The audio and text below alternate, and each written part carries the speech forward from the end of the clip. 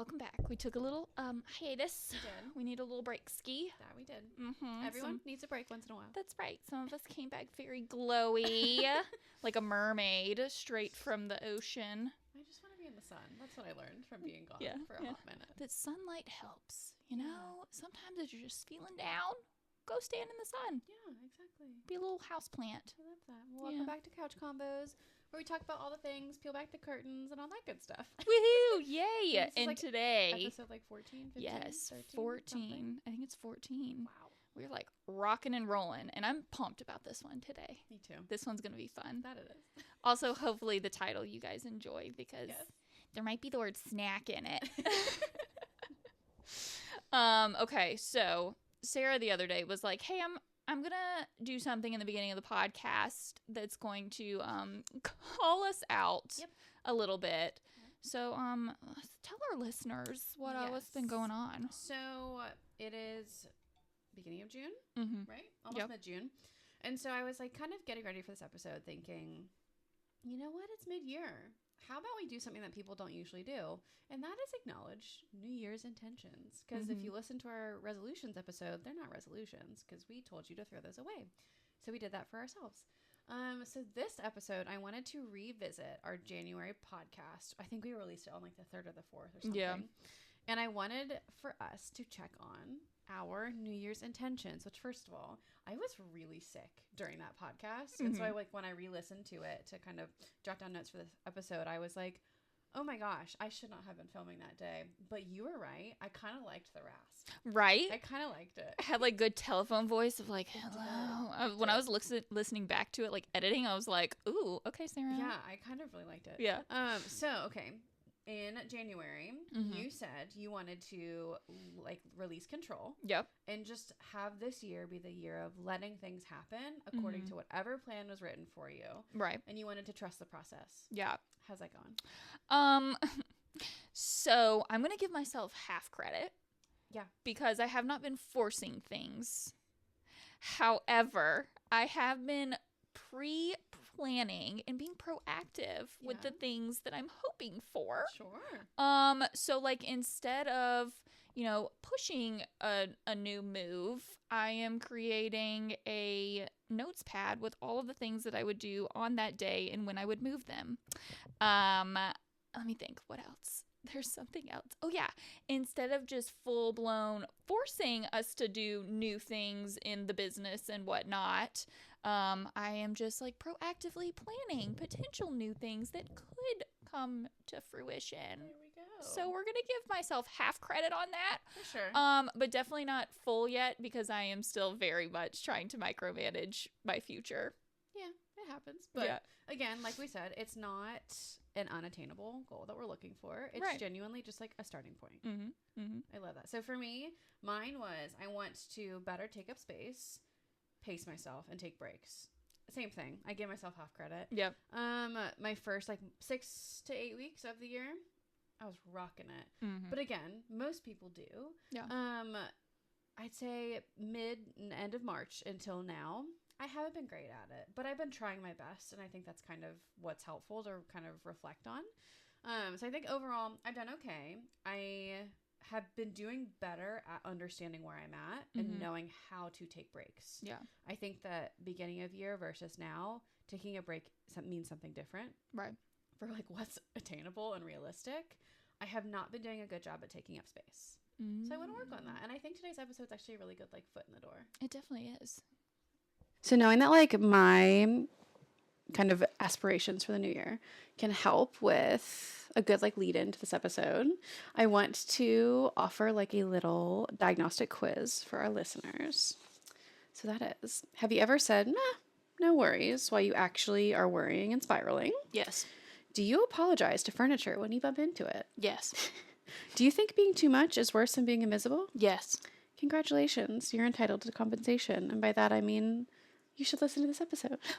Woohoo! Yes. So I loved how I was reading through all those. I was like, oh, yeah, totally. And the second one, which I think this is totally valid, is I apologize to animals. Oh, yeah. If I like get in their way, I'll be like, oh my gosh, I'm so sorry, squirrel. So I just added that one in there in my own brain. But Yeah, so talking about being what like strong is and Mm-hmm. how in the world that we live in, that's very different for a Yeah. lot of different people, for a lot of different genders, sexualities, races, ethnicities, all the things, age even. Mm-hmm. Um, and how sometimes being soft It's very is strong. actually being strong. Yes. And so we're trying to kind of like do like a detox a little bit Yeah. on what like the good girl archetype is supposed to be and complying and what crying means. And so I think that at one point we were like, cry loudly and carry snacks. That's the whole idea behind this. Yeah. And it's really like detoxing ourselves from this idea that like soft means weak. Because I genuinely think being soft can be very strong a lot of the time. Yeah, definitely. Okay, so for you, Mm-hmm. when being strong or being good was actually not helpful and left you resentful or disconnected, was there a certain time where you just felt like, okay, I'm trying to be quote unquote strong by Yeah. what society says that is, but in reality, I think some softness would have been better for that situation? I think my mind immediately goes to athletics, actually. Yeah. Like, my immediate thought was like high school athletics. And again, distance running, it's mental. Like, of course, there's a physical component, very much so. But I remember like being told when my mind tells me to give up, I still have 25% more in the tank, which, like, there is a lot of validity and truth to that. But at the same time, being quote unquote strong in those instances meant I couldn't think about my own self. Yeah. And it was like genuinely like the suck it up buttercup kind of mentality. Right. And like, did that help me PR? Yeah, it did. It helped me do a lot of great things. But at the same time, it also meant that like I broke bones. I passed out mid run very often. And so it was one of those where being strong ended up meaning that like I was neglecting my physical health. So again, like I think it was taken to an extreme, but it was one of those ideas that like being strong meant that I just was completely oblivious to my own self. So what about you? So definitely sports for sure. But I think one of the biggest ones that I do this in is grief. I realized when I lost my grandma that I didn't tell anyone, literally no one. And I actually didn't realize it until, we were having a conversation. You're like, I remember this happening, and you actually stepped in and apologized, and I was like, whoa, wait a minute, you have nothing to apologize for, because I didn't even tell you that this was something that was going on. But for me, strength looked like, okay, well, we're gonna get through this. I need to, have my moments by myself because I don't want to upset my dad or anyone in the family. And I don't want to talk about it with my friends because they've got a lot going on and they didn't even know my grandma. And so it's not even important to them. And with that, I felt myself feel a lot of resentment. Yeah. Because I was like, no one's here for me. Yeah, no one understands. No one's understanding. No one's checking in on me. They're bad friends. Yes. And in reality, it was like, I didn't tell anyone. I don't know. Yeah. And I was just on this little island by myself, just kind of my little sadness. Absolutely. Emotion. I do that a lot too. I think that's something that we do quite often with ourselves, for because sure. we're definitely we were raised in athletics. So it's like, okay, figure it out on your own. Well, sometimes it's okay to have, a moment where we say, I can't do this by myself. I need community. Yeah. And so I think that like this episode isn't about, so I know we talked about like the good girl detox. This episode is not about being mean. Yeah. And that is something I'm very passionate about right now, just in terms of like life. Being a mean girl, no, we're not going to do that. That is not at all what this is about. This is not what this is going to preach or advocate for. Instead, it's about being real and recognizing that sometimes being real does not look like the honey sweet version of how we are. It's about being authentic and, first of all, true with yourself, and then true with other people. Right.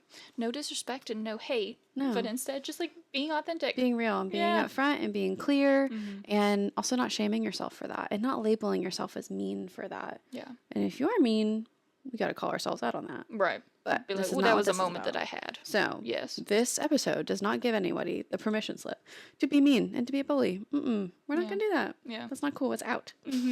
Of switching this thought that strong and softness are completely opposite of one another on the spectrum. They're friends. They're friends. Yeah. And so I think there's this idea of like the myth of like resilience and this trap into being like the good girl or sometimes submissive. And I do think that that comes sometimes from like the toxic resilience culture Yeah. of like hustle. You need to be the strong friend or like the therapist friend, which we talked about in some episodes. Right. And this idea that like you can't coexist with someone who's going through something while you go through something yourself. I just think that that's some of where it comes from for sure. Yeah, for sure. And then also the like what the good girl is. And I think about this in rom-coms, in teen dramas of like a good girl is okay, you don't ask for a lot. Yep. It's that you're agreeable. You're constantly trying to be like mediator of, okay, I want to make everyone happy, make sure everyone's good. I want to take care of everyone, being a caretaker, which there's nothing wrong with enjoying caring for others. No, that's but literally to the us. detriment, but to the detriment of your own self. Wow. And then like your worth is dependent on how much space you're taking up. So the smaller amount of space that you're taking, of the less you're talking, even physical space. I know when I'm in a room with people, I get real small. I take up as little space as I possible. try and become invisible. I say that a lot, actually. I always say, like, I just become a shrinking violet a lot of the time. A shrinking violet. I do. I, like, try to melt into the wallpaper. Yeah. Was it called the Wallflower? Wallflower, Confessions of a Wallflower or something like that? Good Great book, movie. good movie. That was Emma Watson? Yes. Love her. She's so great. But this idea that to be a good girl, you have to be meek, quiet, submissive, and don't take up a ton of space. And honestly, like, don't be seen. Well, and this idea of, like, being resilient means that you're being repressed. And that causes burnout. So this idea of, like, to be strong, you just have to numb yourself. You have to blank slate yourself, and you have to be small. Yeah. And again, over time, that causes burnout. And all it does is cause all of these thoughts and these feelings to build up. And they can come out in all sorts of ways, whether it's like with our health or with our own emotions. We talk about like the emotions volcano a lot. It just explodes after a while. And it's this idea of like, were we actually being strong while we were being so small and so soft? Like, I don't think so. And there's a different way to be strong and soft. Right, totally. So I like to do this thing with kids, and it's usually within the first couple of sessions, and we create a mask. And I'll do like, okay, what is a mask for? A mask is so that you hide yourself and you want to seem as like a character and these kinds of things.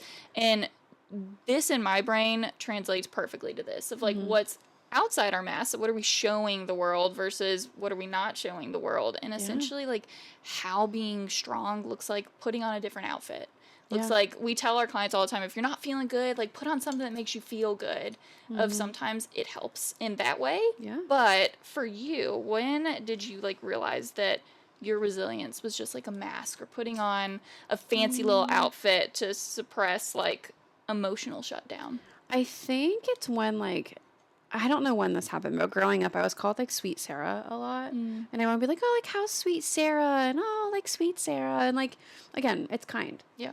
But I think it's when I realized the people that were giving me that feedback are ones I wasn't feeling myself with. Yeah. And that's when I think I realized it of like, wow, like I just became so submissive and I just like laid down and I took it and I was really agreeable and these weren't bad people. Yeah. I just didn't take up space. So I think that's when I realized that like for me, I thought that being strong and being present meant that I wasn't being myself. It was just this like idea of being good and polite and quiet and mousy. That's kind of what I realized when I had enough people be like, oh, Sweet Sarah. And I was like, I don't like that anymore. Yeah. What about you? Yeah, mine was not until sophomore year of college in my own therapy. fair. of realize it was the first time that someone actually asked me like how do you feel out there, and mine was of course sports related because sophomore year was a wild time with sports, so I wasn't able to play and I was actually processing what that meant for me as a human, and it was the first time someone said like how do you feel like outside being an athlete. I was like I don't know. And then how do you feel not playing? Or how do you feel even on the court? I was like, I'm actually not sure. I just always know I have these feelings, but I've never actually sat with them. Yeah, absolutely. And understood like what that meant. And for me, it was very much shove them down. So I would say like sophomore year is probably when that became real prevalent. And then like in the clinical space, where do you feel like you see clients struggle with being like, whether it's too much or not enough, or like in these big extremes? Yeah. Because I was looking back on my clients and realizing, one, got a lot of this, especially with my girlies out there. I love you guys so much. I hear it a lot in work. Yeah. And in relationships. of Ooh, that's true. showing up to a relationship, especially if they've had, tumultuous relationships before, a lot of trauma in past relationships, showing up to the present one. They're like, well, I don't want to say that because then what if they get upset and think that I'm too emotional or that I need too much? And I'm like, what's wrong with needing things from a partner? Yeah. Like, what's wrong with asking for help with those things? And then in work, especially in the business realm, Yes. where there's a lot of Yep. higher ups, and we think about the privilege that has. But being even in a leadership position of, if you crack even the smallest bit, it looks like you don't have your stuff together. You're weak and you're not competent. Yeah, you don't know what you're doing. Yeah. That face, I'm like hitting. Yeah. So I would definitely say relationships and work is where I see it come out a lot with my clients. And I would say something similar. And it's interesting. As you said that, I really thought about. So I work with a lot of like adult men. I realize that's such a population of people I really love working with. I see that so much in their relationships as well. But in terms of this idea of they feel like they can't be vulnerable. Yeah. Or it's this idea of, well, my partner is going through this. I can't feel stressed or I can't feel upset or I can't feel sad either. Yeah.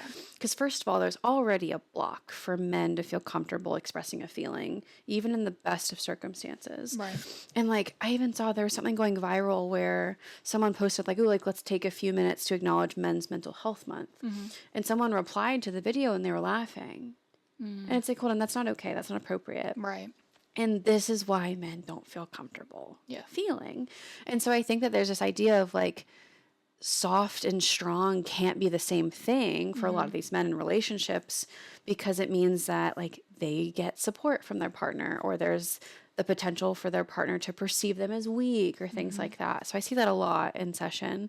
And I'm very grateful to examine that dynamic, especially as a female therapist too. It's a really powerful dynamic to have. But like you said, a lot of women, especially in male dominated fields too. I have a lot of great women in tech in my professional life with clients, but also in my personal life too, that I notice when they're in work mode, it's different. And their softness is not soft. Yeah. It's very like gruff and strong, and it's a lot of that like code switching to meet the demands. So very similar. So story time. So I know this human in my life, who very high achieving role, taking care of their family. He is a man. And at one point in his life, he actually thought that physically something was happening. Like he wasn't able to move his body the way that he needed to. He felt things like almost flickering in his body and like his muscles tensing and all of these things. And we were having a conversation about it, and he kept going to doctors. And this was around the time that I was in psych in college. And I looked at him and I said, could this be anxiety? Could this be stress? Or even depression? And that was the first time that person actually processed the fact that this could potentially be something other than a medical emergency. Yeah. And I think that brings up a great point of like, when we suppress our emotions, that has to come out. Yeah. And sometimes it comes out physically. Oh, for sure. Of cortisol levels increase. We see like new physical things that we're feeling in our body, physical stresses in our body, and like this idea that like with this stress and it continues to remain in our body, like those cortisol levels, it ends up being like potentially chronic illness. Oh, for sure. And chronic pain. As you said that, I realized like I have more than a few men I know personally that thought they were having heart attacks. Yeah. And it ended up being like lifelong, chronic, long-term stress, fatigue, burnout, pressure, anxiety, that their body started to yell at them, and they thought it was a heart attack. And the thing is, like, heaven forbid, it could have actually been that at some point. And luckily it wasn't, but it's very similar. And like, we need to check on the men in our life, because even though like we're talking about like soft is the new strong, and yes, we're women, we're coming from the lenses of being women. We work with a lot of women. We really need to be also applying this to the men in our life too. Because if I think about the barriers that we have to dismantle to be soft, they're big and they're really significant. Yeah. But it's also like the men do too. Definitely. And honestly, in my belief is, this is a personal opinion, I think that pressure is way higher for men than for women. A soft man is perceived way different than a soft woman. Than a soft woman, yeah. And then even leading into women, like the idea that we're praised, especially from a young age. I even think about working in the school of what it looks like, kindergartners, preschoolers, even of girls. They're supposed to be obedient. They're supposed to follow directions. They're supposed to, be quiet, sit there on the mat, crisscross applesauce, hands in our lap. Whereas the boys, it's like, well, they're just ADHD, or that's just like that's a boy thing, or like the quote unquote squirrely boy motif. Yeah. Because even like I'm thinking about like working in like the preschools, like you said, working in schools, the quote unquote problem children that were singled out, were usually boys. And it was just like the hyperactivity. But then when I also think about it, when I think about female students who are also struggling, sometimes that resonated as behaviors, but most of the time it was shut down. Yeah. And it was like over submission too. They don't talk. No. They don't play. They want to hug on to the teacher's leg and they don't want to leave them. I even think about when I was growing up, there was like a first day of school activity, and we like had to sort the roles of the 3 branches of government. This is how much I remember this. Yeah. We had to sort all of their responsibilities, and I was always like a very quick worker. I read fast. I do everything quickly. But I like went to get it checked by my teacher, and I got one thing wrong out of like 30 to 40 different things I arranged. It was like a tree we had to glue things on. Yeah. And I remember she told me I got this thing wrong. And I shut down. And she didn't notice. Yeah. And she was like, okay, like just go ahead and go and fix it and you'll be fine. And then you can read quietly to yourself. And I remember like I glued it in the correct place and I read my book and I opened my book to read it. I didn't read anything. I stared at the page thinking about how wrong it was that I got something wrong. So again, whether like it's a young girl that's shutting down pretending to read, or it's a boy saying that like, oh, I got this wrong. I'm going to rip my pages, because my students did that. They would rip things up. Again, it's all different ways that we're conditioned to be strong or to shut down. And a big way that that's stratified is based on gender, race, ethnicity, socioeconomic status, because you don't want to be seen as like a redneck or a Karen. Yeah. Things like that. Yeah. So how it shows up and what it looks like. This first one. Crying over the branches of government. Or for me and for you, I think yesterday I said, if you do this one more time, that I am leaving you here on the side of the road. Just kidding. I would never do that. No, you didn't. You actually joined me on the side of the road. Yes, yeah. I don't know if you're not cool with us bringing this totally up. Fine. Okay, cool. Totally fine. So yesterday we're driving home and it's a rough day. Yeah, Sarah was like, hey, it's been, I'm not feeling the best. And I was like, hey, just text me when you get home. Cause I don't know, in my gut. Wild. Yeah. I just felt something. I was like, something's off. I don't know. We left like a normal day. Yeah. And I even said, I was like, please, are you okay to drive? Do I need to drive you home? And you're like, no, I'm fine. So I was like, okay, I'm just going to text her and say, text me when you get home. As soon as I sent that text, she said, oh, I had to pull over because I have a flat tire. And a flat, which is wild because like I really didn't feel well yesterday, and at that point I was veering into a parking lot, and I was because I'm very grateful my car now has sensors on it that tells me my PSI on each tire, and it said 0. And I was like, that can't be real. And I was like, oh, like maybe like the sensor's just broken, or I had just driven back and forth to the beach last weekend. I was like, who knows with all the salt water? Like it could have just been out of whack, whatever. Yeah. Even though like a car is weatherproof. Especially tires. Yeah. And so like I drove into a parking lot and I was like, oh, I got screwed. I had a screw in my tire. But the whole thing was like, as soon as like I sent that to Caroline, she came and drove and sat with me. And I even now feel incredibly guilty from that, which is wild because like you were fine. And like you kept saying like, it's okay. But I probably apologized both to you and to my husband. I probably said I was sorry 50 to 60 times yesterday. Yeah. Out of like the thought of inconveniencing or even just a thought of like derailing somebody's evening plans to join me on the side of the road. Which might I add, I'm considering it that we changed that tire. Even though there was a nice man who did come up and help with some of the parts that need a little more arm Brute strength. arm strength. Yep. But we did a really good job Mm-hmm. jacking it up and getting it on there. But anywho, so that over apologizing. That's Also, how like, it shows up. Yeah. I see this a lot with like my friends too. It's like fear of conflict. I see that a lot with like older women and like, oh, I mean like our age. I mean like 20s, 30s. There's like a fear of conflict, but also like chronic self-abandonment. That is where so much of this shows up of like I think we talked about like shut down and like numbing yourself. That is chronic self-abandonment. Yeah. And it's also like being the nice one, being sweet Sarah and things like that, instead of like being the real one. Yeah.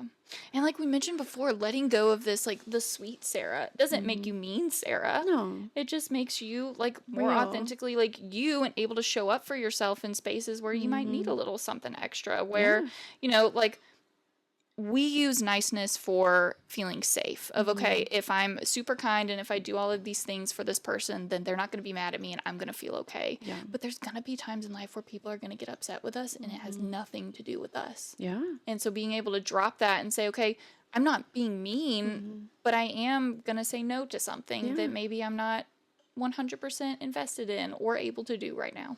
So I'm kind of going to go off script a little bit for this one. When did you decide that being authentic was more preferable than being safe? Because that idea of like safety is like the submission. Yeah.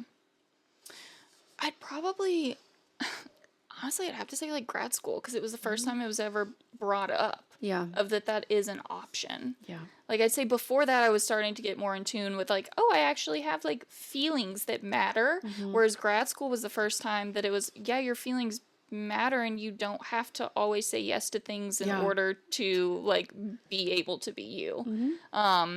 So I would say like grad school, probably multi-cult class. Yeah. Yeah. Yeah. That's true. I would say similar. I think it took me being like genuinely disliked, honestly. Yeah. And it was one of those where like I had to realize that like, wow, like even me being submissive, being this good girl, like not everyone's going to like me. Right. And that's okay. And of course, like I had to grieve a lot of hurt from that because I'm as harmless as they come. I would give the shirt off my back for most anybody, or at least I would try to. And I think it was one of those, I realized that like not everyone was going to like me and that's okay. And I do think that like when I think about it, it's a very similar timeline of like grad school. Yeah. I think I had to leave my long-term relationship to stop being submissive. I think when I think about it, that relationship was the most accurate retelling of how I was a chameleon and how I was so submissive. Right. It just didn't work. Yeah. There was this idea of like, I did everything quote unquote right. I accommodated, I flexed, I compromised, I overcompromised, I sacrificed. Why aren't things working? And I think when I realized that like not being myself would get me nowhere. And being this like quote unquote good girl, I didn't go to bed feeling fulfilled. And so I think it's like, yeah, like, you know what? You have to have a few people that don't like you. Yeah. But if you're being yourself, it doesn't matter. Yeah. It's like, okay, that's fine. Like, I'm not everybody's cup of tea. We talk about like the practice. Like, we're not everyone's cup of tea. Also because like sometimes I'm not someone's cup of tea. I'm not their like energy drink. I'm not their cold brew, whatever. And that's okay. And honestly, for me, this shows up regularly. I think this is my biggest good girl, quote unquote, masking is I'm constantly trying to protect myself from upsetting others or making others feel uncomfortable or disappointing them or them potentially thinking, because underneath it, the reason why I do this is that like I'm not enough. And so for me, like my good girl is constantly trying to protect myself from hurting others, because then that means like, oh, you're doing something wrong. When in reality, I mean, and I tell myself and my clients this all the time of like, half of what is going on in someone else's life is what's coming into that conversation. Yeah. Probably more than half. I would say like 80% of the way that someone comes into a conversation is something that they've got on their own heart and doing their own heart work. Yeah. It has nothing to do with me. Well, this idea of like people pleasing is genuinely just like trauma showing up in like a different sweater. Yeah. And I actually was reading about this recently, just like on the side. I love that like I've nipped and tucked my social media enough so like the content I'm consuming is like this and it's not damaging anymore. Right. But it talked about how like people who are emotionally in tune and empathetic, typically, because it was like a study on like morality and like ethical like conflict and things like that. And it was saying that like people who are naturally empathetic and like considerate assume other people think about others the same way that they do. Yeah. And that leads to this like big moral distrust. Because again, like if you're kind and considerate to other people and you're empathetic in a very deep way, not everyone feels that. Right. And so then when you one thing happens, multiple things happen, and you realize, you know, they weren't thinking about you. That causes these big feelers to shut down. Right. And I think about it all the time of like, I have these conversations with people and they're like, oh, like, I just feel deeply. But those are the people who feel most isolated in relationships because at some point or another, they realize that they weren't being thought of to the same depth that they were thinking of someone and they get hurt by it. Yeah. And that's just hard. And I think it's this idea of like your empathy doesn't have to be hidden. Maybe it just has to be communicated in a different way. Yeah. Right. And we can't mind read. No, we which can't. is so hard. I know. Be awesome if we could. Actually, I'm not sure that would be awesome because, like we talk about, thoughts come and go. We don't have to hold on to those. Yep. So there's a lot of thoughts that are going to initially come in that are our inner critic. Check out that podcast. Yes. That we're going to hear and we're going to have to make the decision. Okay, do I want to hold on to this or do I want to let this go? And that's a part of also this whole changing our mindset or reframing our mindset of what's strong and what's considered not strong and how maybe we need to show up in a more softer manner to take care of ourselves. And I think so much of that comes from like being soft also means we're not assuming. And we're not assuming that like if someone talks to us in a certain way or responds to us in a certain way that we are at fault. Yeah. Like you just said, it's probably a reflection on how they're doing in their day. Do we need to hold people accountable to not project or put things on you? Yeah, absolutely. But maybe it's like if we didn't smile 4 times instead of 5, like it's okay. And people probably don't notice. And as long as we're showing up authentically, even if it's not quote unquote like super, super sweet, people will notice when we are authentic instead of when we are overly submissive and potentially like disingenuine. Yeah.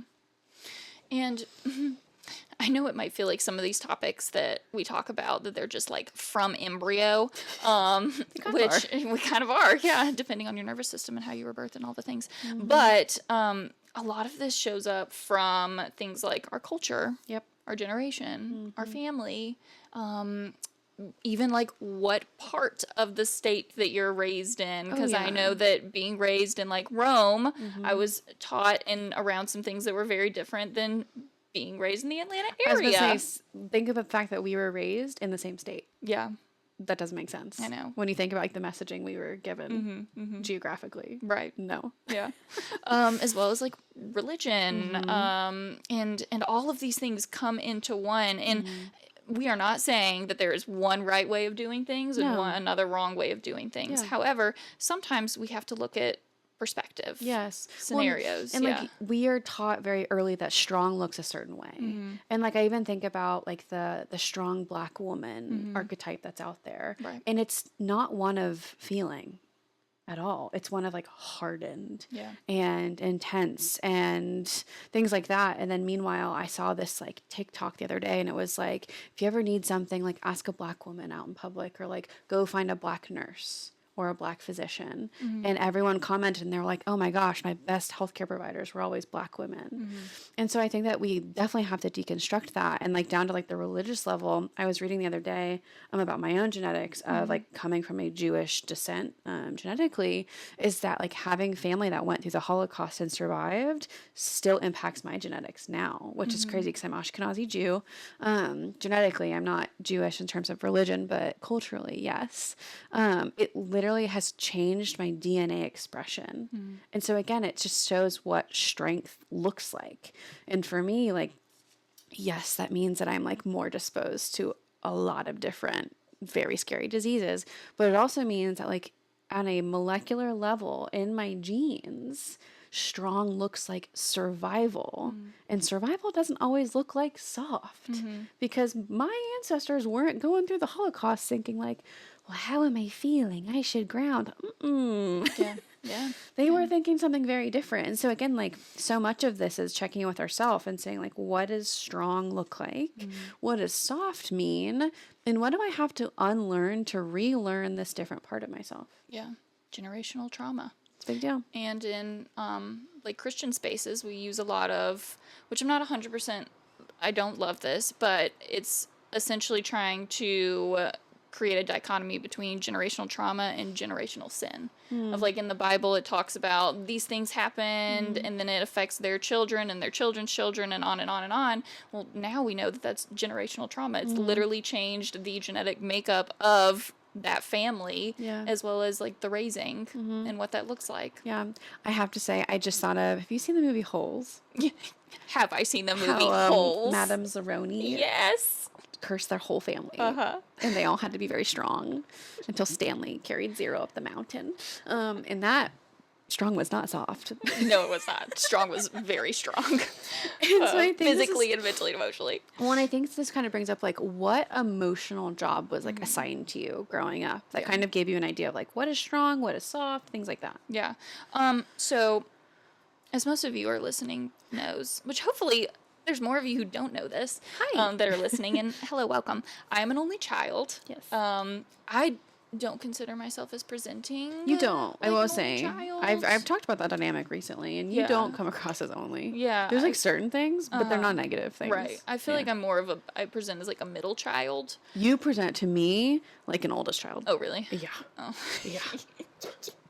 Well, with this, my like job, because there were so many eyes on me, and this is not at fault of anyone, because I not only am I an only child, but my dad's an only child and my mom's an only child. With my mom has some step siblings on her side, but in that part, so I am the only grandchild of two grandparents.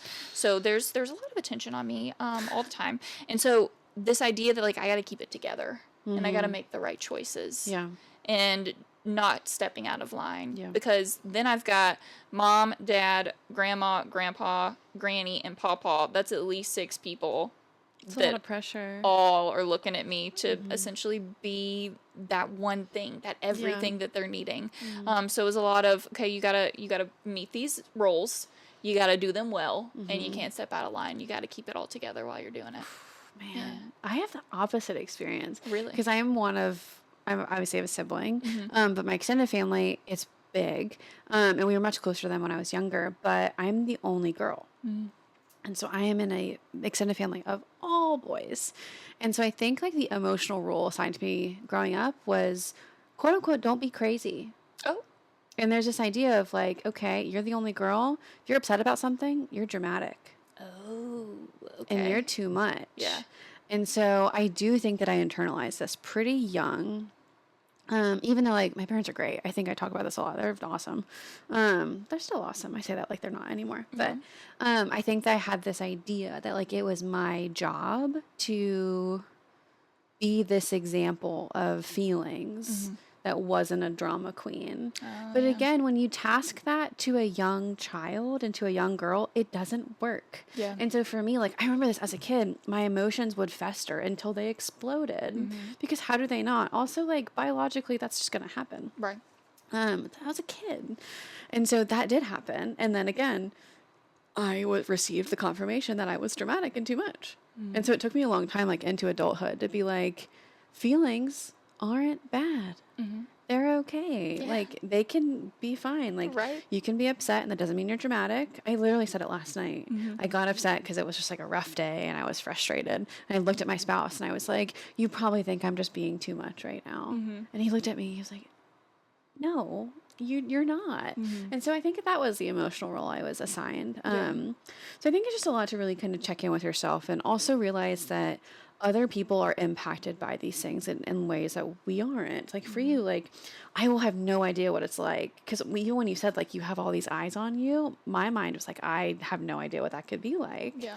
And it's not things that like we tiptoe or walk on eggshells around, but we can acknowledge it. And we can also treat ourselves and others with more understanding and just don't assume things. You just don't know what somebody else is going through. Right. So when they're being soft, it could mean anything. We don't have to assume. Right. So showing up in the room, like with clients, especially those who are neurospicy, chronic illness, black and brown communities, even like men, women, all the things. What do you see like showing up when they're managing the balance of being good while also being resilient at the same time? I see them canceling. Honestly, I see them canceling sessions. Yeah. And I applaud when my clients tell me they don't want to be there. Yeah. I am like, I have never been more proud of you for looking at me saying, I don't want to talk to you right now. It's like, okay, tell me about it. Because I do think that sometimes when clients realize that they have a lot they want to unpack, or there's a part of them that might not feel safe, or it feels threatened or something like that. I do see that like approaching therapy in this space might be a lot for them. And so I often see them either canceling or taking a break or straight up telling me that they don't want to be there. And it ends up being like a really great session. And I take that and I give all credit towards their vulnerability and their bravery, and also to our therapeutic connection too. But that's what I see. What about you? Yeah. I notice a lot of, one, praise God, but a lot of crying, but crying while smiling. Oh gosh. And we have to call it out of like, hey, what's going on? Because we've got tears, but we also have a smile on our face or quickly right now. or the single tear and then they wipe it away really, really fast. Yes. And it's this pressure and this pull of like, okay, I want to smile because I want to seem like I'm okay, and I don't want to put too much on you, but also I'm letting my body release by crying. Yeah. Or they sart crying and they're like, I don't even know I'm crying right now. Yeah. It's like, that's okay. Hey, your body needs to get something out. Yeah. And even the apologizing while crying. I'm so sorry, I don't typically cry, or this is so embarrassing. I'm like, oh, not to me. I was like, not at all. I'm like, listen, this is the space for it. Like, no judgment here at all. If I could shed a little tear with you, I definitely would. But so that's a lot of what I see, as well as like code switching. Yeah. A lot of silence. Apologizing. Yeah. A lot of sitting, and then I just see them like go off into a spot, and then they'll come back and be like, wait, where'd we go? And sometimes I have to remind them, like, you wouldn't apologize for sweating at the gym. So why are we apologizing for having an emotional expression in therapy? Not to like shame anybody or stigmatize anything, but this idea of like, hey, like that's a byproduct of it. You go to your hairdresser and you get a haircut. There's going to be hair on the floor. Right. You go to therapy, maybe there are things broken after the session because you had to squeeze them and they fractured. Okay, we've done that. Yeah. Maybe there are tissues in the garbage. Maybe your core hurts because you were laughing. Like maybe your muscles engage in a different way. And I think it's one of those where like it does show up therapeutically, and if you allow it to, it can be a really positive thing. And you kind of touched on this earlier, but a little stat drop that we have here is that Black and brown women are actually overrepresented in caretaking roles and undersupported in emotional health resources, which is just wild to think about, that there's so many Black and brown women in the spaces where they're caring for others and they're not being cared for in return, and what that would feel like. And also like not in a lot of therapy spaces either. Yeah. Like when I think of like one of my favorite therapists, her name's Jasmine actually, and I'm going to ask her if we can keep this in, but she's this incredible therapist that targets moms. Yeah. And we follow her on Instagram, and she's best. She's Cozy Haven Counseling. And what I love about her content is she talks about her as a mom and how she works with that in session. Because not only will she post these reels of saying like, hey moms, like you're doing a great job, but she'll also post one saying like, I lost it with my child today. And I'm like, how incredible is that? That's such like an underrepresented population. She's out here doing the work and being a model for like what soft can look like, what strong can look like, and also just how to be human. She's also posting it on a public platform, which I think is just all props to her. Yeah. And you bring kids in, and then that's when a lot of opinions come in. So doing that, that's some vulnerability right there. And that's some strength with being able to be vulnerable. Well, I think like kids, giving yourself that acknowledgement of like your ability to endure stress was shaped by systems that benefited from you being silent. And giving yourself that check-in of like, if I'm being silent, why? Yeah. Is it softness? Is it oppression? Is it resilience? Where did it come from? And being like, sometimes like being soft can also be a threat to those systems, like for a good reason. Yeah. Like if someone's like poking at you, prompting a big response, what happens if you don't respond? Right. So just kind of acknowledging like the role of softness in those systems too. Yeah. So let's threaten the system. Let's do it. That's my favorite. Moving into threatening. No, just kidding.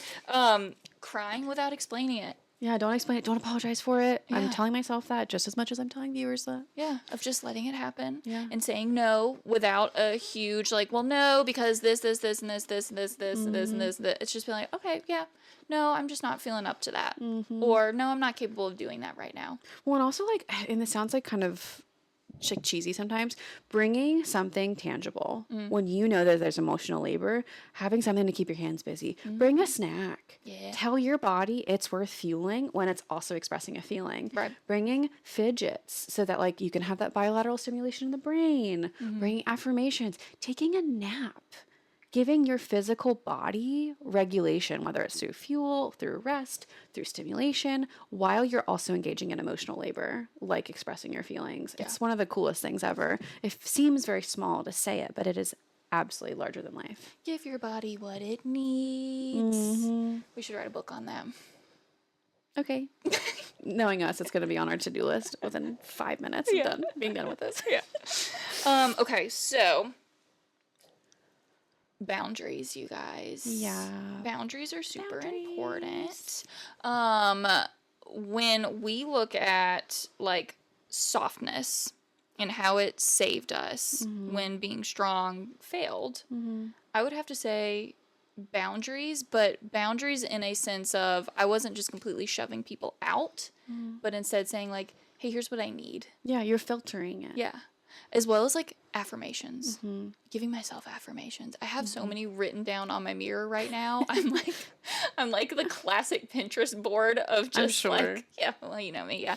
Of like, you're doing things the right way and that's what matters. Yeah. And like you're setting yourself up for the future and being able to read through those every morning, it gives me the ability to like come in on days where I feel like I don't really want to come in. And instead of just saying like, this is your job, you got to push through it and you got to do it.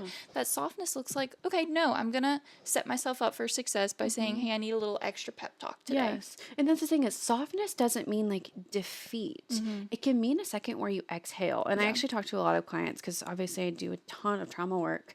And I always like, what were your survival skills? And then we talk about how they've built walls up or maybe there's some concerns with trust. And I always say like, hey, therapy isn't meant to break your walls down. Your walls are what helped you survive. And we can celebrate that and honor it. We are going to add windows into your walls and doors into your walls. And those windows and doors are what softness is, essentially. Like if we were to wrap up this episode in one kind of phrasing. Yeah. And those doors and windows can be like, okay, maybe I don't have to be alone when I'm struggling, or maybe I can struggle in public, or maybe I can actually tell my partner when I'm having a hard time, or even like maybe I can actually celebrate when I'm doing well. Yeah. That's all what softness can look like. And I think this idea of, you know, we have these boundaries with other people, but we also have them with ourselves when we're being soft too. Yeah. Would you say that's the softness that supported you when strongness failed? Yeah. I think about, I always think about my health when I think about like softness. Yeah. Because it's one of those where like, again, like I had a lot of thyroid dysfunction that I didn't realize until I was an adult. And I also faint. So I have POTS as well. And it's interesting because a lot of the fainting is triggered by high emotionality.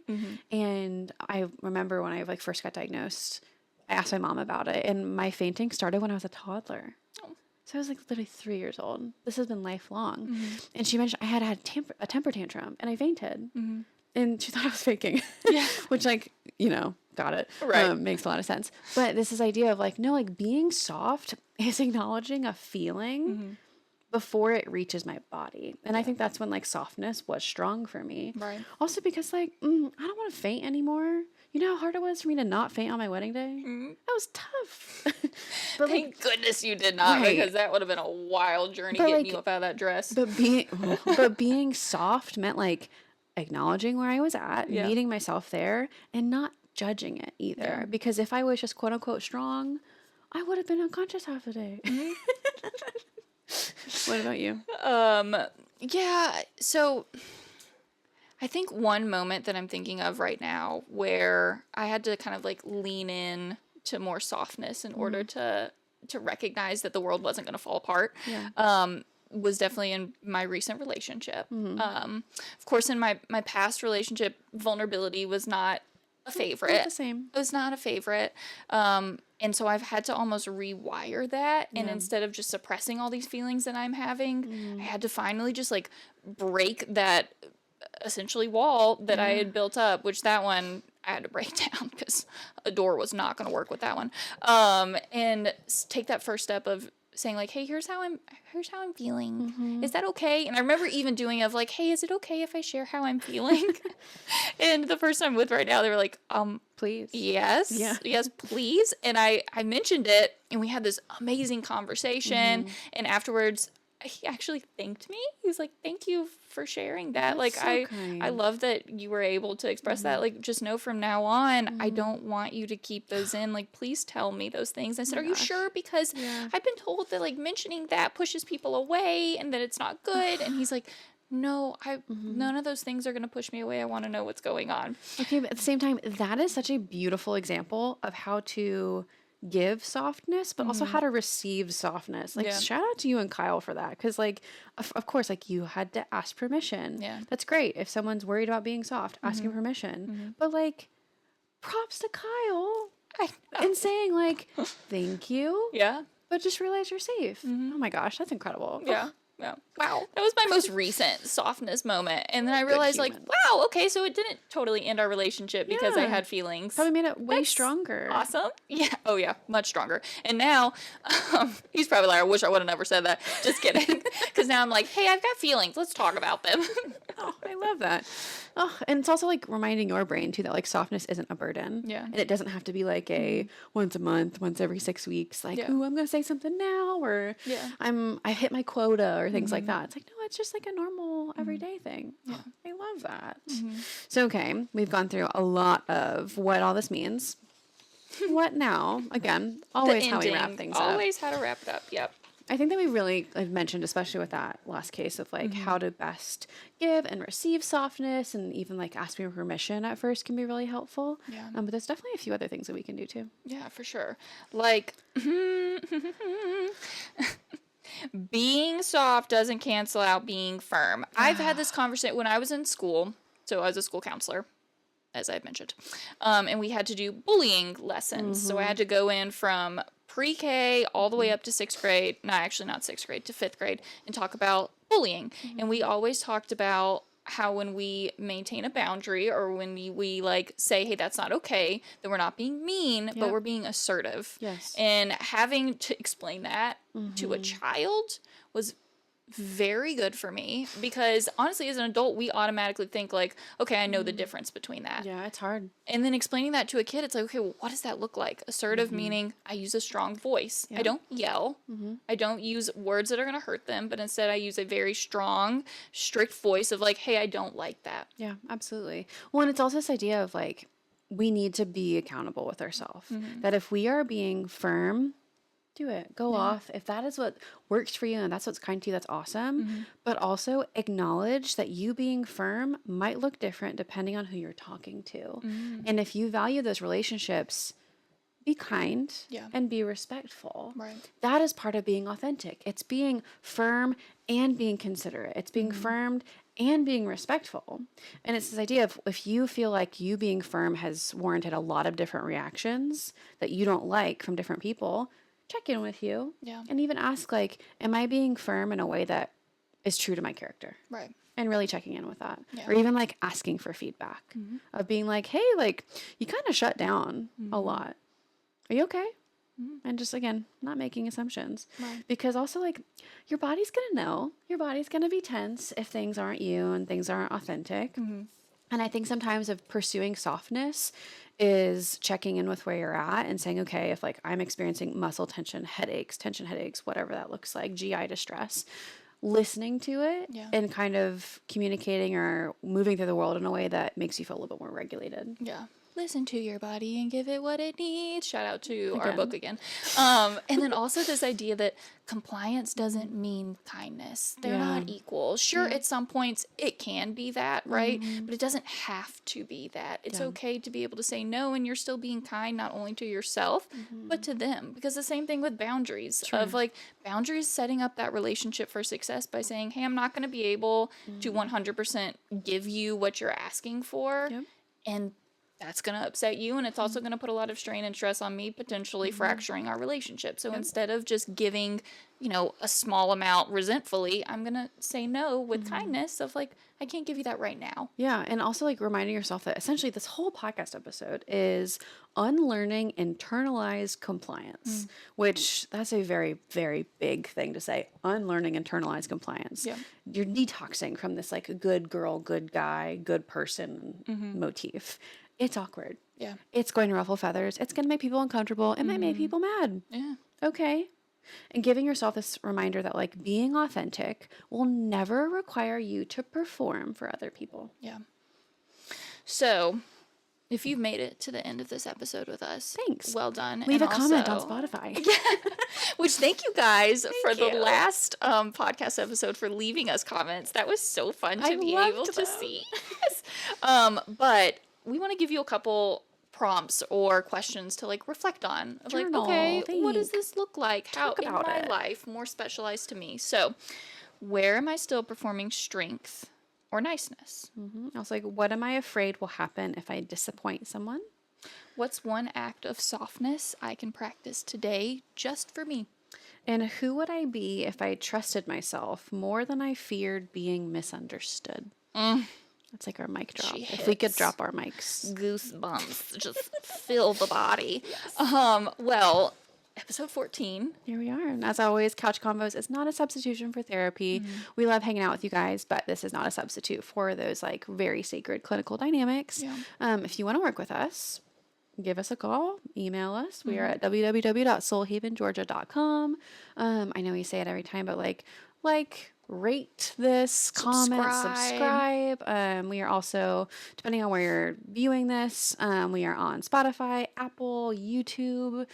We're also on Facebook, Instagram, TikTok, all on like Soul Haven Counseling or Couch Combos the Pod. And if you are in immediate danger or crisis, please call 911, dial 988, visit your nearest emergency room, and catch us back for the next episode. Yeah, we can't wait to hang out with you guys again. Bye.